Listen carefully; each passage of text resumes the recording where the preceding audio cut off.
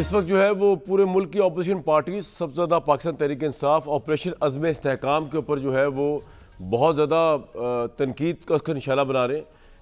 या तो वो कह रहे हैं हमें समझ नहीं आ रहा, हमें को ब्रीफ कर दे, या जिनको समझ आ गया वो कह रहे हैं कि हम इसको एक्सेप्ट नहीं करेंगे। इस पर तो मैं बात करूँगा, लेकिन पाकिस्तान की पार्लियामेंट में और पाकिस्तान के सियासी हवालों में एक और बहुत बड़ी बहस छिड़ी हुई है जब से मोहम्मद ज़ुबैर साहब जो है उन्होंने एक इंटरव्यू दिया और उनके इंटरव्यू से बात PMLN ने अखज़ की कि उन्होंने जो लंदन प्लान की एक थ्योरी थी इमरान खान साहब की कि बाजवा साहब नवाज शरीफ साहब ने मिल के लंदन में मुलाकातें करके उनको गिराया, उस लंदन प्लान को ज़ुबैर साहब ने इंडोर्स कर दिया है। और उस इंटरव्यू में उन्होंने ये कह करके जी उनकी मुलाकातें बाजवा साहब की नवाज शरीफ साहब से हुई थी, ये मंसूब किया गया उनसे।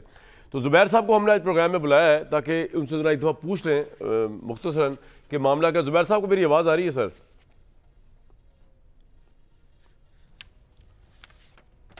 कामरान जी, ज़ुबैर साहब को आवाज़ आ रही है मेरी? जी आ रही है आवाज़ कामरान। जी जी, आपकी आवाज़ आ रही है? जी जी बिल्कुल। अच्छा ज़ुबैर साहब, हम ऑन एयर हैं, मैं चाहता हूँ कि आप पहले से सुन लें स्पीकर पंजाब असम्बली ने आज क्या कहा, उसके बाद you have a right to respond to it. सुनवाइए ज़ुबैर साहब। जी जी जी। ज़ुबैर साहब, आपने तहरीक इंसाफ और दूसरे कह रहे हैं वो खुश हो गए आपके बयान से और नून लीग नाराज़ होगी, बताइए मामला क्या है? जनरल बाजवा साहब की मुलाकात आपकी नॉलेज में है, कभी हुई थी नवाज शरीफ साहब से? मैं एक तो मलिक अहमद साहब ने बात की है, ये उन्होंने एक एस्पेक्ट की बात की। पहली बात तो ये है कि मियां नवाज शरीफ के साथ मेरे सियासी मेरे उनके साथ डिसएग्रीमेंट है, उससे ज्यादा नहीं है। मैं उनको जाहिर है रिस्पेक्ट भी करता हूँ। और सबसे बड़ी बात यह है कि मैं कोई भी किसी के लिए भी बशमूल मियां नवाज शरीफ कोई ऐसा गलत इल्जाम नहीं लगाऊंगा। मेरा ख्याल है मलिक अहमद साहब ने खुद ये क्लिप सुना ही नहीं था जिस का वो रेफरेंस दे रहे। मेरे से सवाल पूछा गया था कि जी सुना है लंदन में बाजवा साहब की मुलाकात हुई थी मियां नवाज शरीफ के साथ, तो मैंने कहा था उसके जवाब में मैंने भी सुना है और मैंने ये कोई कंफर्म नहीं किया। मैंने इस हद तक भी कहा कि काशिफ अब्बासी ये चीजें ऐसी होती हैं कि कल को मेरे से कोई पूछेगा तो मैं कैसे कंफर्म करूंगा, मेरे पास तो कोई कंफर्मेशन नहीं है। उन्होंने कहा कौन से सोर्सेज ने बताया, मैंने कहा लोग जनरली बातें करते थे। और कहाँ लंदन में बात हुई किसी ने बताया था, मैंने कहा नहीं मुझे नहीं याद है। तो मैंने अगर कोई चीज आप कंफर्म कर रहे होते हैं तो आप बड़ा ऑथेंटिकली कंफर्म करते कि ये हुआ था and I should have own that.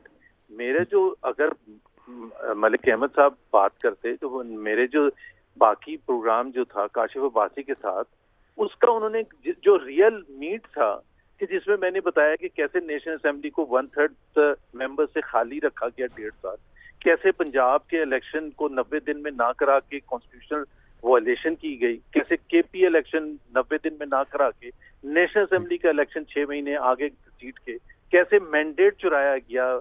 Zubair साहब बिल्कुल ठीक कह रहे हैं आप, ये आपने सारी बातें की। जी जी जी जी बताएं जी जी बताएं। तो असल चीज तो ये थी ना कि उसका जवाब देना था ना उन्होंने। जो चीज मैंने कहा कि मैंने भी सुना था तो उसको उन्होंने लेके कहा कि इन्होंने lying through his teeth.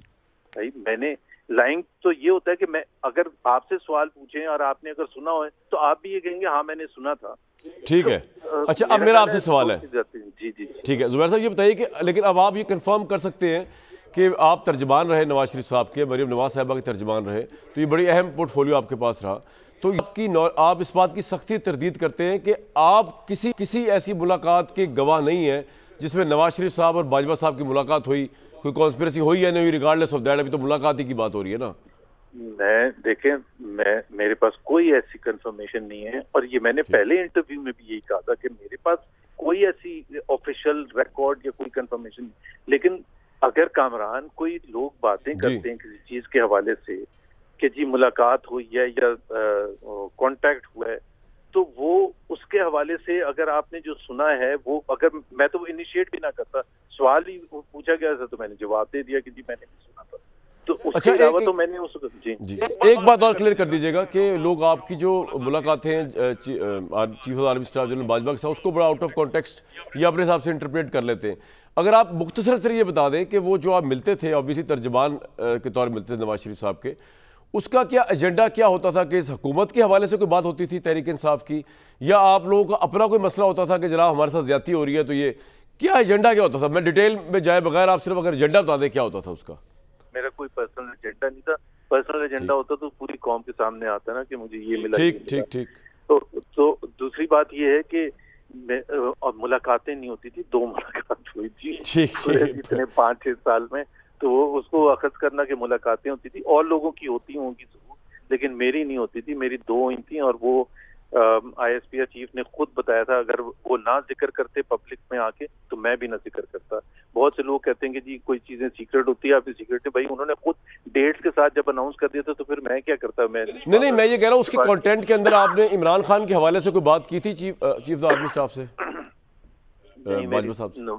Imran Khan के हवाले से और नवाज शरीफ साहब के हवाले से? सॉरी, मैं नवाज शरीफ जाहिर सी बात है, मैं मौसम तो नहीं डिस्कस करने गया। नहीं तो वो क्या बात थी?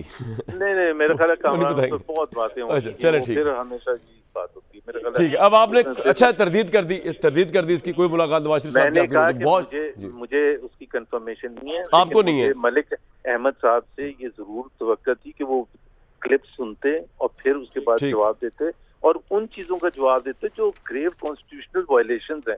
इसका मतलब ये कि उसका कोई जवाब नहीं था उनके पास कि 90 दिन में इलेक्शन क्यों नहीं कराया था, या आपने मैंडेट कैसे सील किया था, वो उसका जवाब देना चाहिए था। असल बिल्कुल ठीक, बहुत शुक्रिया जुबैर साहब। मौजूद थे मुसद्दिक मलिक साहब, मजहर अब्बास साहब और इरशाद भट्टी साहब ऐसे मौजूद होंगे, क्योंकि अब जुबैर साहब ऑब्वियसली जा चुके हैं, तो मैं ये नहीं चाहूँगा कि उनकी किसी बात पे बात की जाए। वो तो अपना एक मौका अपना दिया चले गए। मैं चाहूँगा कि ज़रा मौजू को खोला जाए और ये जो ऑपरेशन अज़्म इस्तेहकाम है उसके मतलब जानने की कोशिश की जाए, जो अपोजिशन के लोग कह रहे हैं हमें समझ ही नहीं आ रहा। तो मुसद्दिक मलिक साहब, वैसे तो गवर्नमेंट का एलामिया मेरे सामने पड़ा हुआ है जिसमें लग ये रहा है कि शायद 2 सूबों के अंदर काफ़ी बदअमनी का मामला चल रहे हैं, जिसमें बलूचिस्तान और KP का मामला है, या इसके अलावा यू कैन गिव मी, आप तो कैबिनेट में भी ये आ चुका है, आई थिंक एपेक्स कमेटी ने जो अप्रूव किया ये आने वाला होगा और ये शायद कौमी असेंबली में जाएगा। आप हमें ब्रीफ करें कि ये है क्या, मुख्तसरन ऑपरेशन अज़्म इस्तेहकाम क्या है, क्यों अपोजिशन इतनी इसके खिलाफ हुई है, थोड़ा ब्रीफ कीजिए हमें।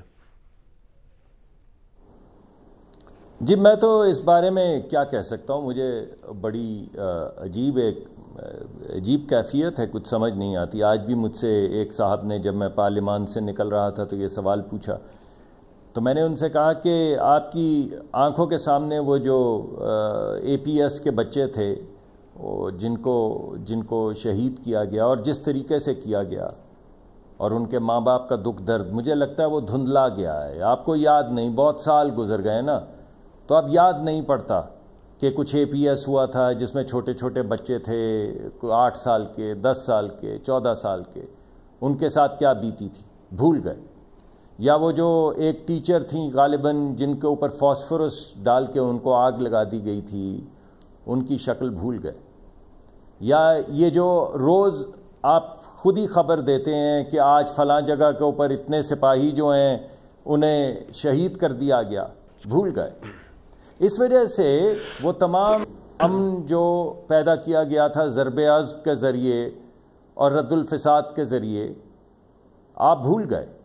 आपको ना ये याद है कि उससे पहले 1 साल में तकरीबन 500-800 सुइसाइड बॉम्बिंग के वाक़यात हुआ। ये बता दीजिए कि ये ऑपरेशन क्या है, थोड़ा ये ब्रीफ कर दीजिए, वो तो बता दीजिए, जरा ये जानना चाहेंगे लोग के ये किसके खिलाफ हो रही है। मुझे बताइए, लोग ये नहीं, हम बोलने नहीं देंगे सर, क्यों दहशतगर्दों के खिलाफ हो रहा है भाई, और नहीं है। यानी KP और बलूचिस्तान में जो सूरत हाल को डील करने के लिए स्पेसिफिकली हो रहा है, या पूरे पाकिस्तान का कुछ थोड़ा बताए ना हमें। ये पूरे इसकी तफसीलात तो अभी सामने आएंगी ना, अभी तो सिर्फ एपेक्स कमेटी में है। ये भी कहा गया है कि ये पार्लियामान के सामने भी आएगा, पार्लियामान में डिस्कस होगा। ये हमारे जो इतलात के वजीर हैं उन्होंने साफ शफाफ अल्फाज में कहा है कि अभी ये एपेक्स कमेटी में हुई है डिस्कशन, अब ये पार्लियामान में आएगी, इस पे थ्रेड बेयर डिस्कशन होगी, लेकिन उसको पॉलिटिसाइज करना। आपको नहीं मालूम कि रद्दुल फसाद क्या था, आपको ये भी नहीं मालूम कि वो ज़रब-ए-अज़्म क्या था। यानी क्या बात है जो किसी आपके पुराने हदीस को पॉलिटिसाइज कर रहे हैं, जिनसे अभी शहबाज शरीफ साहब मिलके आए, उनको तो आप कन्विंस कर नहीं पा रहे। सुनवा दें इनको, मौलाना फजल रहमान, आप भी रिस्पॉन्ड कीजिएगा। कोई सुन ले, उसके बाद रिस्पॉन्ड कर दीजिएगा। जी मौलाना सुनवाए, मौलाना साहब को जवाब दें जी, मौलाना साहब को। जी मैं देता हूँ।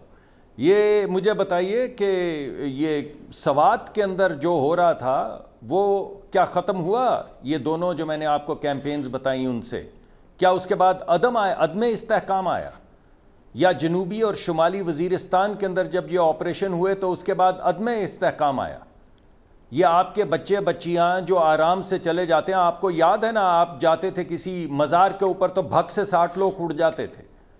तो जो लोग अब मसाजिद में जा रहे हैं या मज़ारों पे जा रहे हैं, इससे पहले कि आपने दोबारा कहा कि इनको लाके दोबारा आबाद ना किया जाए, ये तो हमारे भाई हैं। अरे भाई, फैसला कर लें, आपके भाई हैं या आपके दुश्मन हैं? जो आपके बच्चों को उड़ा रहे हैं वो आपके भाई हैं या आपके दुश्मन हैं? जो आपकी असातिज़ा कराम को ऊपर फॉस्फोरस फेंक के उन्हें आग लगा रहे हैं, वो आपके भाई हैं या आपके दुश्मन हैं? आप फैसला कर लें। और अगर भाई हैं पॉइंट तो आ गया जी आपका, सामने आके अवाम को बताएं कि हम यही चाहते हैं। ठीक है, आप जब पहले तमाम, जब भी हमने, नहीं सर एक मिनट है, जब आपने पहले कहा कि हम नेशनल एक्शन प्लान करेंगे और आपने किया, और उसके बाद 2-3 साल के लिए इस्तेहकाम आ गया, तो इस्तेहकाम आया ना, उससे बिल्कुल ठीक है सर, आपका पॉइंट आ गया, ऑपरेशन भी हुआ। ठीक है सर, आपका पॉइंट आ गया। मज़हर अब्बास साहब, जब भी ऑपरेशन होता है ऑपोजिशन की आवाज़ उठती है। हमें पता है तारीखी तौर पे सवात के ऑपरेशन हुए, जो भी हुए उसमें इमरान खान ने हमेशा ही, वो तो बड़े हद तक चले जाया करते थे खिलाफ, इस हद तक कि मैं क्या यहाँ पर रिपीट करूँ। इस तरह उस ज़माने में मुनव्वर हसन साहब हुआ करते थे, जमात इस्लामी के चीफ, वो ही बड़ी उसकी मुखालफत किया करते थे। आज ये जो ऑपरेशन अज़्म इस्तेहकाम है, आपके नज़दीक ये ऑपरेशन जो है हुकूमत की जो काविश है, ऑब्वियसली अफवाज के साथ मिल के, इस पे जो अपोजिशन वाविला कर रही है, वो जस्टिफाइबल है या वो रूटीन का वाविला है? वो पहले भी करते हैं हमेशा हर ऑपरेशन पे। Your take sir. अच्छा, शुक्रिया कामरान। अभी एक वन लाइनर जो ज़ुबैर साहब बात कर रहे थे, उस पर सिर्फ यही कहूँगा कि वो बात सारे फसाने में जिसका जिक्र न था, वो बात उनको बहुत नागवार गुजरी है। मतलब मेरा ख्याल है कि हम जब रिएक्ट करते हैं तो हम देखते नहीं हैं। वो उन्होंने वजाहत की कि भाई मैंने तो ऐसी कोई बात ही नहीं की थी, और पिछले जब से उनका इंटरव्यू आया उसके बाद से तकरीबन सारे चैनल वही चला रहे थे जो ज़ुबैर साहब ने नहीं कहा था। ये मतलब ज़ुबैर साहब ने ये नहीं कहा था, बिल्कुल सही कह रहे हैं आप, ये तो मिसकोट किया गया उनको। हाँ, अच्छा, दूसरी बात जो आप कर रहे हैं, देखिए यहाँ कन्फ्यूजन क्या है। जो एपेक्स कमेटी जो ऑपरेशन है गालिबन 2013-2014 में शुरू हुआ था जी, वो ऑपरेशन तो ऑनगोइंग है। तो ऑनगोइंग ऑपरेशन को आप मुख्तलिफ नाम क्यों देते हैं? यानी इससे ऐसा नज़र आया जैसे कोई नया ऑपरेशन शुरू होने जा रहा है। तो ऑपरेशन तो ऑनगोइंग है, नया ऑपरेशन ही शुरू होने जा रहा है सर, खत्म ही नहीं हुआ था साहब। नया ऑपरेशन शुरू होने जा रहा है। नहीं, नया ऑपरेशन कोई नई चीज़ होती। देखिए, कोई नया ऑपरेशन, देखिए ये कन्फ्यूजन होता है। बलूचिस्तान की डायनेमिक्स बिल्कुल मुख्तलिफ हैं, KP एक्स फाटा एरियाज़ की डायनेमिक्स बहुत मुख्तलिफ हैं। क्या हमने वहाँ से सारी विड्रॉ कर ली हैं? चीज़ें नहीं होती। तो ये जो चीज़ है कि आप टारगेटेड ऑपरेशंस करते हैं, और वो टारगेटेड ऑपरेशन 2014 से, और उसमें कामयाबी भी बहुत मिली है। जिस तरह अभी मुसद्दिक साहब कह रहे थे, कराची में बहुत कामयाबी मिली है। बलूचिस्तान की बहुत मुख्तलिफ है। लेकिन ये बात भी हमें समझनी चाहिए, अपोजिशन क्या कह रही है। अपोजिशन कह रही है कि पार्लियामेंट को ब्रीफ करें आके। अब होना मेरे नुक्ता नज़र से ये था कि एपेक्स कमेटी एक फ़ैसला करती, और उस कमेटी के फ़ैसले के फ़ौरन बाद पार्लियामेंट में प्राइम मिनिस्टर एक जो है पॉलिसी स्टेटमेंट देते, या डिफेंस मिनिस्टर पॉलिसी नहीं सर, अगर ये सब कुछ दे देंगे वो, देखें मदर साहब, मुझे एक बात बताइए, आपको आपके नज़दीक जो ऑपोजिशन, वो सब कुछ अगर हो जाएगा स्मूथली, अभी कल कैबिनेट में जा रहा है, फिर वो कौमी असेंबली में भी आ जाएगा, और आपको मैं बता दूं कि ये ऑपरेशन मुख्तलिफ किस तरह है। जो मुझे, जहाँ तक गवर्नमेंट की कोई पॉलिसी सामने तो नहीं है, लेकिन जहाँ तक मेरे पास एक वो है, एक इन्फॉर्मेशन, वो ये डिफरेंट इस तरह भी है कि अब की दफ़ा शायद अफवाज जब ऑपरेशन करने जाएँ तो उनको फुल सपोर्ट चाहिए गवर्नमेंट की और कानून की। मतलब वो उस चक्कर में नहीं कि जी अब आप पहले कानूनी मशकाफियाँ करते फिरें कि हम ऑपरेशन भी कर रहे हैं तो हमारे ऊपर जो नॉर्मल कानून की हदें वो नाफिज होंगी, या हम क्योंकि हालत जंग में है तो वो तो हम पे लग ही नहीं सकती। या टेररिस्ट को पकड़ने के लिए अगर आप जा रहे हैं तो क्या लॉ जो है, एक जो नॉर्मल सिविल आबादी पे जो लॉ लगता है वही लॉ चलता रहेगा, या लॉ को चेंज करके टेररिज्म के हवाले से उसको देखना पड़ेगा? ये जिम्मेदारी हुकूमत को उठानी पड़ेगी। इससे पहले होता ये था कि फौज चली जाया करती थी, हुकूमत होने नहीं करती थी। अब कानून में अब पटिशनें चल रही हैं। अब वो मेरे ख्याल से फौज कह रही है भाई पहले ये रास्ता आपने बनाना है, गवर्नमेंट ने कानूनी रास्ता आपने हमें देना है अगर ऑपरेशन करवाना है तो। जी आप बताइए सर, ये मुख्तलिफ है मेरे ख्याल में। हाँ कामरान, देखे ना आप ये जो बात आप कर रहे हैं ये कहीं किसी प्रेस रिलीज में मौजूद है, ये कहीं किसी प्रेस कॉन्फ्रेंस में मौजूद है। ये नहीं, अब मैं वही बात कह रहा हूँ आपसे, हो सकता है मेरी इंफॉर्मेशन मुख्तलिफ हो या एक ही जैसी हो, लेकिन मेरी और आपकी हुकूमत की तरफ से आना चाहिए। आप सही कह रहे हैं, मैटर करता है, ये आप सही कह रहे हैं। बेसिकली गवर्नमेंट की तरफ से आना चाहिए, ये चीज़ें होंगी। ठीक है। दूसरी बात देखिए, ऑपरेशन को, और मुसद्दिक मलिक साहब से भी मैं कहूँगा कि मुस्लिम लीग नून की हुकूमत को ज़रा रिविज़िट तो करें कि पाकिस्तान में टेररिज्म पर तो आपने काफ़ी हद तक काबू पाया, एक्सट्रीमिज़म पर कोई काबू पाया आपने? एक्सट्रीमिज़म तो पाकिस्तान में बढ़ता जा रहा है, जिसकी मिसालें सियालकोट, गुजरांवाला, ये सवात आपको मिलती हैं। और एक्सट्रीमिज़म क्यों बढ़ रहा है, ये मुसद्दिक मलिक साहब मुझसे बेहतर जानते हैं कि पाकिस्तान में जत्थे के जत्थे कौन तश्कील देता है, किसने खड़े किए हैं ये सारे। और जब तक आप ये पॉलिसी को रिविजिट नहीं करेंगे, बिल्कुल ठीक, आप पाकिस्तान से टेररिज्म को खत्म कर ही नहीं सकते। सर ऐसे गवाह को बताऊं, एक सिंपैथी वेव चली जाती है। ठीक, इस ये जो नया ऑपरेशन शुरू होने लगा है ना, उसकी इसमें ये हुकूमत की जिम्मेदारी होगी इंतहा पसंदी को डील करना। सफारती मामला तो, एक सादी मामला तो, एक हमागिर ऑपरेशन है ये। अच्छा, क्यों ये इंतहा पसंद, कामरान, ये note down my words sir, Pakistan में कोई भी हुकूमत इंतहा पसंदी को खत्म करने की पोजीशन में रही ही नहीं है। क्यों नहीं है ये मौजूदा हुकूमत, क्यों नहीं है? चले पुट दिस वे, आप ये बता रहे हैं ये मौजूदा हुकूमत क्यों नहीं है? इसलिए जी इसलिए नहीं है कि जहां रियासत जो है, आपको नजर नहीं आता, फैजाबाद धरने की मिसाल आपके सामने है ना।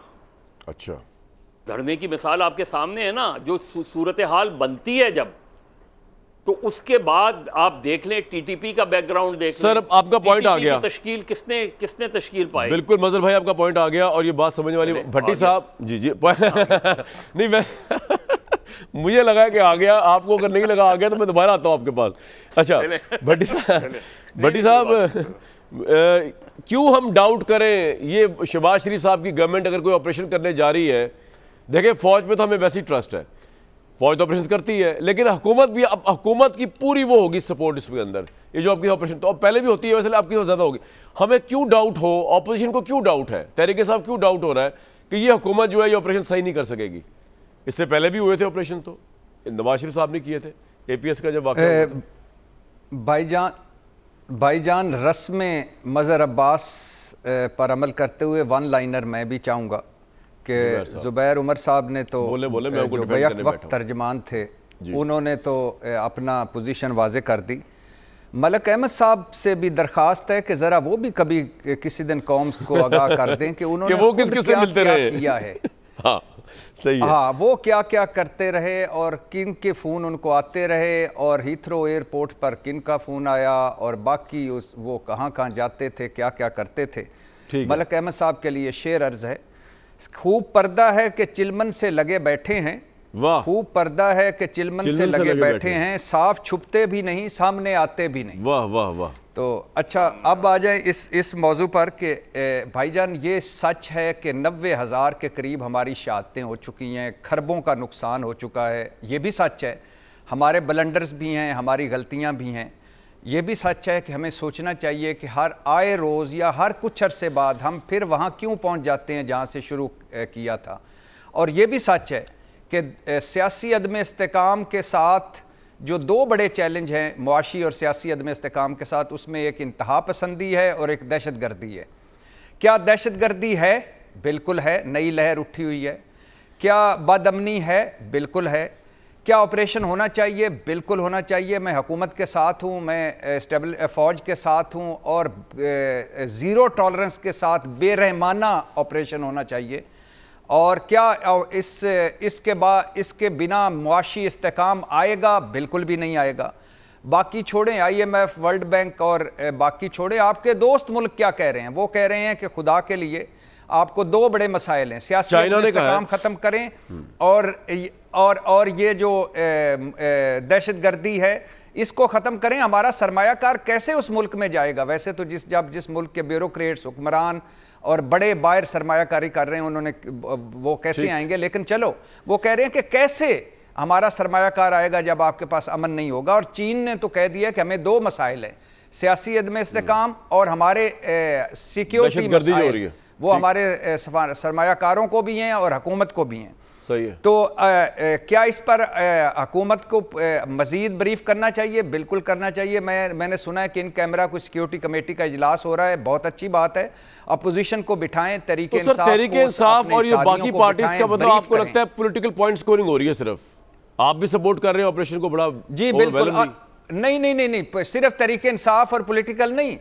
हुकूमत की तकरीरें सुनी आपने जब अपोजिशन ने फरमाया और उन्होंने सियासत की, सियासी पॉइंट स्कोरिंग की। बदकिस्मती है पाकिस्तान पर सियासत हो रही है, पाकिस्तान को जो बका के लिए जिन इकदाम को उठाना है उन पर सियासत हो रही है।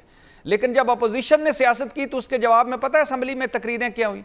तुम तो दहशतगर्द हो, तुम तो दहशतगर्दों के साथ हो, तुम तो नए 9 मई वाले हो, तुम तो हो ही नहीं मुहब्बे वतन। खुदा का खौफ करें यार, बस करें अब इस नफरत और तकसीम को।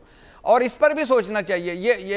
ये बताता चलूं कि प्लीज़ अल्लाह के नाम पर इस मुल्क में एक बेरहमाना एहतसाब वो करें, ऑपरेशन करें इस इंतहा पसंदी और दहशतगर्दी के खिलाफ, और ब्रीफ करके सारों को एक पेज पे ला कर करें।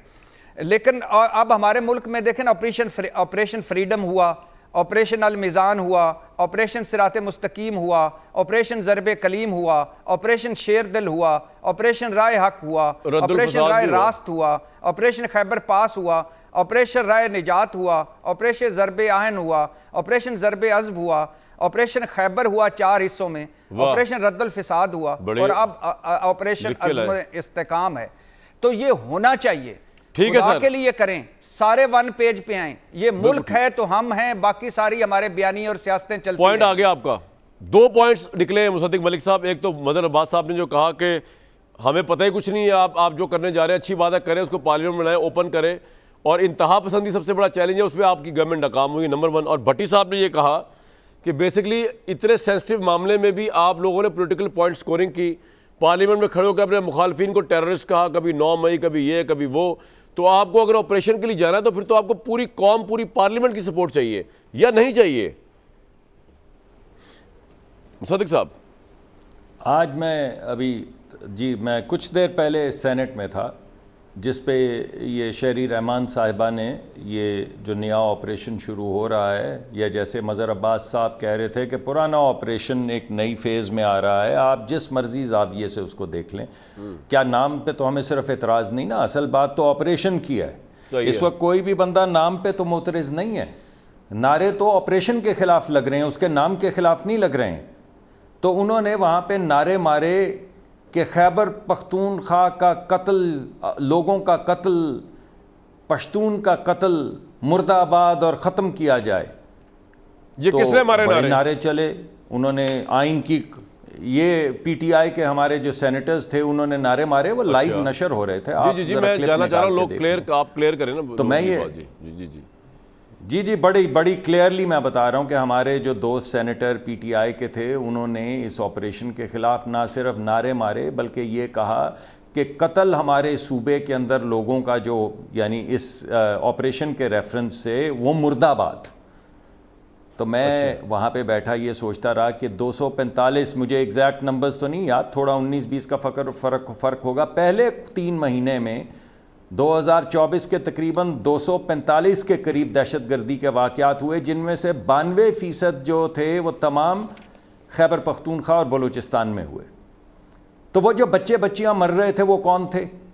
यानी अजीब सी बात है कि जो अभी नई दहशतगर्द मरे, उनकी मौत का मातम आज आप सेनेट में कर रहे हैं। दोबारा कहता हूं, वो दहशतगर्द जो अभी नहीं मरे, उनकी मौत का मातम आप कर रहे हैं सेनेट के अंदर। तो वो जो आपके बच्चे और बच्चियां, 432 बच्चे और बच्चियां पहले 3 महीने में मरे, जिनमें से 92% यानी 400 से ज़्यादा, 425 के करीब सिर्फ बलूचिस्तान और खैबर पख्तूनख्वा में थे, वो क्या थे? आप उनकी मौत को कैसे ट्रीट करेंगे? अब इसका मैं क्या जवाब दूं? आप जब मुझसे पूछें कि एक शख्स वहां पे नारे मार रहा हो इस ऑपरेशन के खिलाफ, और क्या ये रहा हो कि वो लोग, वो दहशतगर्द जिनके खिलाफ ऑपरेशन होगा, वो लोग, इस बात को तो मिलकर कंडेम करना चाहिए हमें ना। इस बात पे तो पॉलिटिकल पॉइंट स्कोरिंग किसी को भी नहीं करनी चाहिए। तो फिर तहरीक इंसाफ को भी नहीं इस तरह का माहौल क्रिएट करना चाहिए सेनेट और कौमी असेंबली। भट्टी साहब, जल्दी से जरा बताइए, फिर मैंने दोबारा जाना है मुसद्दिक साहब।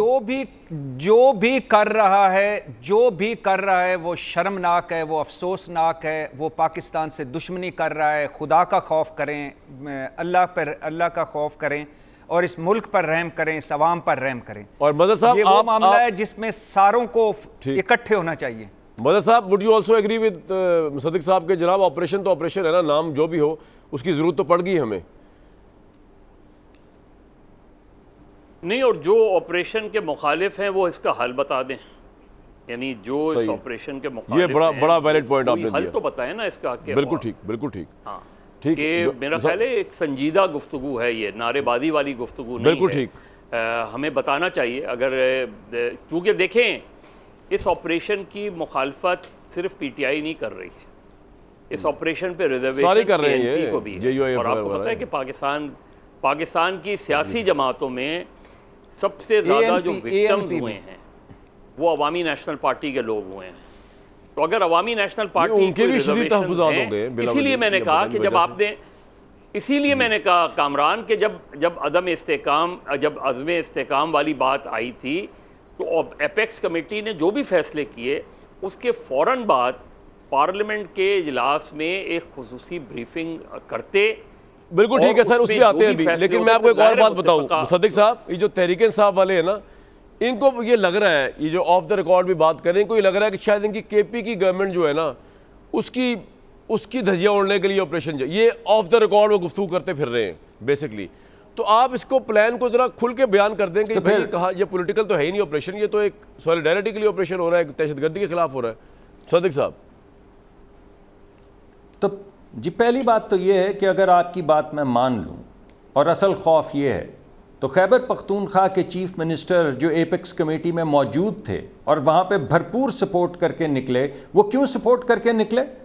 वो अपनी ही हुकूमत को बंद करने या ख़त्म करने के ऊपर भरपूर हिमायत का इजहार करके वहाँ से निकले। सुन लें जरा उन्होंने क्या कहा है, फिर आप रिस्पॉन्ड कीजिएगा। अलीमीन गंडापुरा आज इमरान खान को मिले। मुसद्दिक साहब सुन लीजिएगा प्लीज़, मैं चाहूँगा कि आपने नाम लिया तो आप ही जवाब दें। अच्छा बोले कुछ कहना चाह रहे हैं? मैं कह रहा हूँ सुन लें एक दफ़ा अलीमीन को। सुनवाएं जी, केपी के वज़ीर आला क्या फरमा रहे हैं? केपी के वज़ीर आला को किस तरह सेटिस्फाई करेंगे? ब्रेक के बाद मुसद्दिक मलिक साहब बताएं, क्योंकि केपी में ऑब्वियसली आप खुद भी बता रहे हैं कि 92% दहशतगर्दी का आपको रिकॉर्ड पेश कर रहे हैं, और ऑब्वियसली अगर दहशतगर्दी वहाँ है तो वहाँ पे तो ऑपरेशन होगा ही होगा, और अगर पंजाब में है तो पंजाब में भी होगा। ये कुछ सूबाइयत या उसकी बुनियाद पर थोड़ी, ज़ुबान की बुनियाद पर ऑपरेशन हो रहे हैं। ऑपरेशन अज़्म इस्तेहकाम जो है उसके हवाले से बात चल रही है, और अपोजिशन जो वावला मचारी खासतौर तहरीक इंसाफ गंडापुर साहब की मैं भी बात सुनवा रहा था, उनको ये लग रहा है कि शायद ये उनके खिलाफ ऑपरेशन होने जा रहा है। तो मुसद्दिक साहब, how would you address to this concern? हालांकि मुझे मालूम है कि एक बड़ा कॉम्प्रिहेंसिव ऑपरेशन हो रहा है जिसमें फौज चाहती है कि सारे पॉलिटिकल स्टेक होल्डर्स, पूरी गवर्नमेंट, अदालती सिस्टम, ये सब सपोर्ट में हो ताकि कॉम्प्रिहेंसिव जवाब दिया जाए दहशतगर्दों को। But how would you satisfy your opposition? देखिए, मैं तो एपेक्स कमेटी की इस मीटिंग में मौजूद नहीं था, बाज़ मीटिंग्स में मौजूद होता हूं, लेकिन वज़ीर आला तो मौजूद थे, वो वहां पे मौजूद थे। ये जो भी प्लान है, इस प्लान से के ऊपर उन्होंने एग्रीमेंट वहां पर किया, मौजूद थे, एग्रीमेंट करने के बाद निकले, तो बाहर निकल के क्यों ये बात कर रहे हैं? मान लें ये बात, अज़्म इस्तेहकाम का क्या मतलब है कि हमारा एक अज़म है कि हम सलामती लेकर आएंगे, इस्तेहकाम लेकर आएंगे, इसके अलावा तो कोई मतलब नहीं है ना। कहीं ये नहीं लिखा हुआ कि हम मारेंगे, गोलियां चलाएंगे, जो भी हमें इस्तेहकाम के लिए जिस चीज़ की ज़रूरत पड़ेगी, तो चाहे वो इंतहा पसंदी के ख़िलाफ़ कैंपेन हो, चाहे वो दहशतगर्दी के ख़िलाफ़ कैंपेन हो, चाहे उसमें फ़ोर्स हो, चाहे उसमें तालीम हो, जो भी होगा, चाहे हमारे कवानीन हो, हम करेंगे ताकि मुल्क में इस्तेहकाम आ सके। जब ये वहां पे बात मानकर निकले हैं तो अब किस बात का गिला कर रहे हैं? अभी तो ये बात किसी के सामने आई नहीं है, तो आप इसके हिस्से क्या हैं? अच्छा एक बात जी, तो या नहीं, एक मिनट ठहरिए। यानी जो बात उन्हें अभी नहीं मालूम, जो बात अभी आप बता देना थोड़ा सा, सामने नहीं आई, काबीना के सामने नहीं आई, भाई एक मिनट ठहर जाइए ना। अच्छा। वो आज जो नारे उन्होंने मारे हैं, नारे जो मारे हैं कि हम अपने वहां पे शहीद नहीं होने देंगे, ये नारे किसके खिलाफ? यानी उनको मालूम ही नहीं है कि ये क्या चीज़ है, और उन्होंने कहा कि इसके अंदर हम ये नारे मार के पोलराइज कर दें सियासत कि ये हमारे बच्चे मारने की कैंपेन है।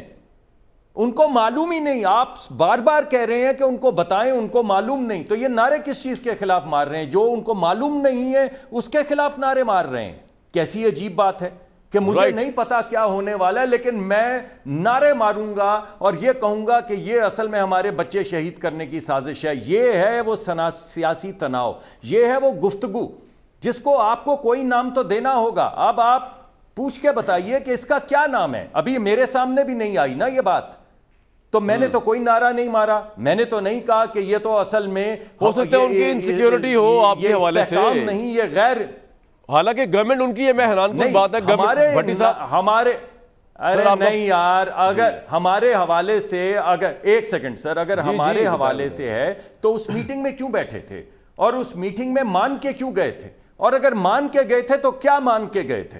और जो मान के गए थे उसके खिलाफ नारे क्यों लगवा रहे हैं, ये तो बताएं ना। अच्छा, पॉइंट आ गया आपका। अब भट्टी साहब, ये बदगुमानी की वजह क्या है केपी के वजीर आला और पीटीआई की?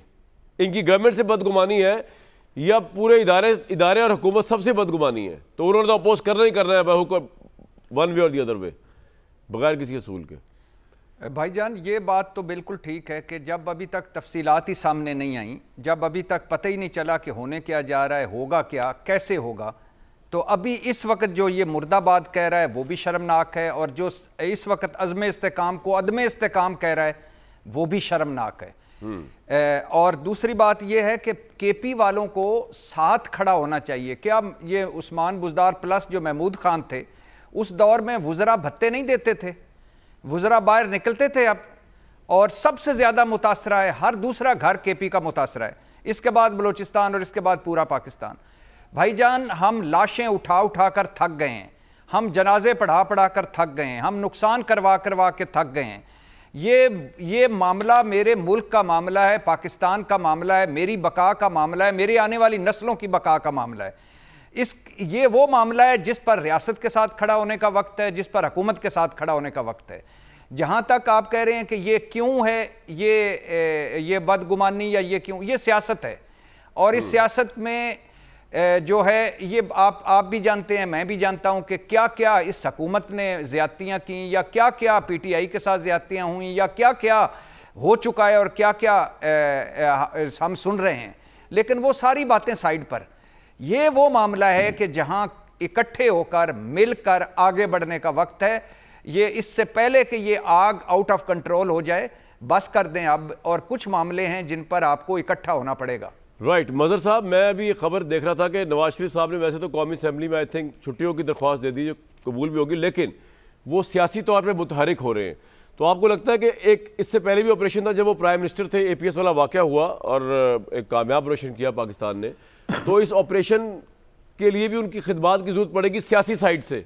कोई एक सियासी साइड पे कोई बंदा जो लीड कर रहा हो, मामलात को हेल्प कर रहा हो प्राइम मिनिस्टर की भी, या आपको लगता है कि नहीं? क्योंकि खबर ये भी तो आई है ना कि वो मुतहरिक होने का फैसला कर लिया मियां नवाज शरीफ साहब ने सियासी तौर पे। देखिए कामरान, सबसे पहले तो नवाज शरीफ साहब को पार्लियामेंट में आके इस हवाले से एक बयान देना चाहिए। बहुत छुट्टियाँ ले ली उन्होंने कि ऑपरेशन उन्हीं के पीरियड में शुरू हुआ था, वो आके बयान देना। और मुझे अच्छी तरह याद है, मुसद्दिक साहब को भी याद होगा कि नवाज शरीफ साहब इमरान खान साहब के घर भी गए थे, और क्योंकि उस ज़माने में गालिबन जनरल राहिल शरीफ या जनरल क्यानी और जनरल राहिल शरीफ ही थे शायद, और फिर ये कहा गया था कि चूँकि इमरान खान साहब की एक पोजीशन हमेशा से रही इस ऑपरेशन के हवाले से कि हमें इस जंग में मुलव्विस नहीं होना चाहिए, ये उनकी स्टैंडर्ड पोजीशन थी। अच्छा, ये सिर्फ उनकी नहीं थी, ये पोजीशन एक पीरियड में जमात इस्लामी की भी थी और JUI की भी थी। तो हमें बिल्कुल भी ये बात मुसद्दिक मलिक साहब की बिल्कुल ठीक है कि नारेबाजी ना इधर से ना उधर से होनी चाहिए। हम इतने संजीदा मौजू पे भी, इतने संजीदा मौजू को भी हम नारेबाजी में निकाल देते हैं। देखिए जो इस वक्त, तो नवाज शरीफ साहब को पहले तो आके एक पॉलिसी स्टेटमेंट देना चाहिए, policy statement in a sense कि उनके पीरियड में जब ऑपरेशन शुरू हुआ था तो उसके अगराज़ व मकासद क्या थे, नेशनल एक्शन प्लान जब बनाया गया था। लेकिन उन्होंने तो छुट्टी ले ली है ना, ये कि उस पीरियड में भी ये बात उठी थी। कामरान भाई, जी भट्टी साहब क्या कहना चाह रहे हैं क्विकली? जी भट्टी साहब। मैं ये माजरत के साथ मज़हर भाई से, पहली बात तो ये है कि इससे पहले क्या नवाज शरीफ साहब सियासी तौर पर मुतहर्रिक नहीं है, और ये मुतहर्रिक क्या होता है और वो क्या कर रहे हैं। दूसरी बात है वो मुस्लिम लीग के सदर अब हो गए हैं। अब वो कहते हैं मैं बजट में एक खबर आ रही है कि टैक्स चूंकि ज़्यादा लग गए, मैं बजट में नहीं, तो फिर रिज़ाइन कर जाएं, असम्बली से फारिग हो जाएं। अगर अभी भी वो सियासी तौर पर मुतहर्रिक नहीं है तो फिर घर बैठे हैं, आराम से मुतहर्रिक हो रहे हैं। वो भट्टी साहब भी जानना चाह रहे हैं, पूरी कौम जानना चाह रही है, मदर साहब भी जानना चाह रहे हैं कि आके एड्रेस करें कौमी असेंबली में। सदिक साहब जी भरपूर अंदाज में मुतहर्रिक हैं जी, और ये जो इस वक्त हम जिस मुश्किल वक्त से गुजर रहे हैं इसमें वो इससे भी ज़्यादा मुतहर्रिक होंगे। मुतहर्रिक क्यों नहीं है? पूरी पार्टी की रिकंस्ट्रक्शन जो है वो खुद कर रहे हैं, पूरी पार्टी को लीड कर रहे हैं, इस वक्त हर बंदे को अकाउंटेबल ठहरा रहे हैं। हमें भी अकाउंटेबल हुकूमत के तौर पे ठहराते हैं, बिकॉज वो एक पार्टी के सदर भी हैं। ठीक है, हुकूमत हमारी है, लेकिन वो हर एक को अकाउंटेबल ठहराते हैं। सदिक साहब क्विकली मुझे बताइए कि इस वक्त इसमें कोई कानून साजी भी होगी ऑपरेशन को करने के लिए स्मूथली, आपके ज़हन में है कुछ? देखिए अभी थोड़ी देर पहले हमने ये कहा है कि ये सारी आहो फुगां एक ऐसी बात पे हो रही है जिसके मुतालिक किसी को कुछ पता नहीं कि वो क्या है, मगर मुर्दाबाद के नारे लग रहे हैं। किस ऑपरेशन के खिलाफ कि हमारे बच्चों को बचाया जाए और दहशतगर्दों से निजात की जाए, और हम मुर्दाबाद के नारे मार रहे हैं। तो कोई समझ पॉइंट आ गया आपका जी। मेरे हिसाब से ये ऑपरेशन अब की दफा बड़ा कॉम्प्रिहेंसिव होने जा रहा है। मैं ब्रेक पे जा रहा हूं, और उसमें यह है कि सफारती मामला से लेकर माशी सपोर्ट से लेकर कानूनी सपोर्ट से लेकर इस तरह फौज मैदान में उतरने लगी। अब पूरी सपोर्ट ही चाहिए। अब ये पाकिस्तान की जो गवर्नमेंट है, पॉलिटिकल गवर्नमेंट, उसका भी फर्ज बनता है कि तमाम पॉलिटिकल, फौज ने तो नहीं ना अपोजिशन के साथ बैठ के बात करनी, इस पे ये तो हुकूमत का ही काम है। ऑपरेशन अज़्म इस्तेहकाम जो है उसके ऊपर उससे जुड़े जितने मामलात हैं और हम आपके साथ शेयर करते रहेंगे। मुझे दीजिए कल तक इजाज़त।